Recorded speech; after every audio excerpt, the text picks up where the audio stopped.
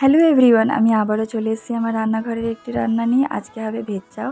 আমি এখানে গাজর, ক্যাপসিকাম, কাঁচা লঙ্কা কেটে রেখেছি। আর এখানে আমি চাউমিনটাকে সিদ্ধ করে নিচ্ছি হালকা সামান্য লবণ আর তেল দিয়ে। আমি এখানে কেটে রাখা গাজর, ক্যাপসিকাম, কাঁচা লঙ্কাটাকে দিয়ে ভালো করে ভাজা করে নিচ্ছি, একটু সামান্য লাল লাল হবে। তারপর আমি এখানে অরিগ্যানো দিয়ে দিচ্ছি, সয়া সস দিচ্ছি আর লবণ দিচ্ছি। আমি এখানে হলুদটা দেবো না, কারণ আমার হলুদের কালারটা চাউমিন একদম ভালো লাগে না।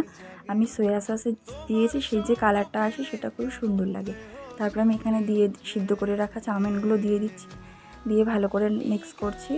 আমার চাউমিনের মধ্যে সবথেকে ভাইটাল জায়গা লাগে এই চাউমিনটাকে মিক্স করাটা, কারণ যদি চাউমিনটা ঠিক করে মিক্স না করা হয় তাহলে চাউমিনটা দেখতে একদমই ভালো লাগে না, কারণ এই সাদা সাদা অংশগুলো থেকে যায়। যে কারণে চাউমিনটাকে খুব ভালো করে মিক্স করতে হবে। এখানে প্রায় মিক্স করা হয়ে গেছে। আমি এখানে ভেজে রাখা বাদামগুলো দিয়ে ভালো করে নাড়াচাড়া দিয়ে আমার চাউমিন প্রায় কমপ্লিট হয়ে গেছে। আমি এবার এখানে শসা কুচি আর টমেটো সস দিয়ে চাউমিনটাকে পরিবেশন করলাম। চাউমিনটা কেমন হয়েছে অবশ্যই তোমরা জানিও।